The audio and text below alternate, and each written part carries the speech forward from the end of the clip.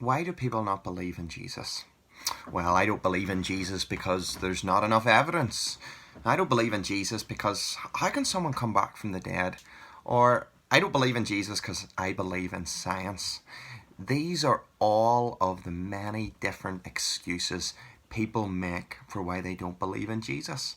And yes, intellectually there is some challenges that you've got to wrestle with, but I do believe when we look at the evidence, there is plenty of evidence to convince you that Jesus is real. Here's the real reason you don't believe in Jesus, and it comes in John 3 verse 19. And this is just after what we heard yesterday in John 3:16. It says, "This is the verdict. Light has come into the world." Now the light is Jesus Christ. We've seen that in John chapter 1. But people loved darkness instead of light because their deeds were evil.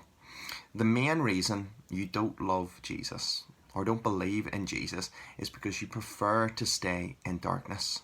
That's it. It's as simple as that. Your heart is so set on the darkness that it does not want anything to do with the light. Your deeds are evil. Yes, you might be a good person. You might be obedient to your parents and be a good citizen in this world. But if you're living for yourself and not living for God, your deeds are evil.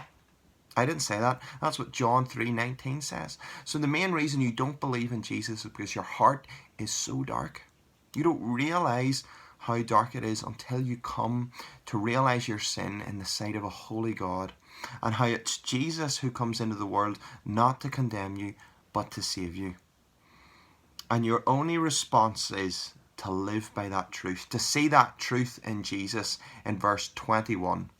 Because if you come into the light, you'll live by the truth, and you'll believe and you'll live that out. So when I'm speaking to people, it's normally not the intellectual that's holding them back. It's the darkness of their hearts. It's sin that is blinding them to the truth of Jesus. And that's hard. And that's why I pray for people to come to know the truth, because it's only God who can break down the hardness of our hearts. It's only the Spirit who can soften us to be able to see the glories of Christ. His heart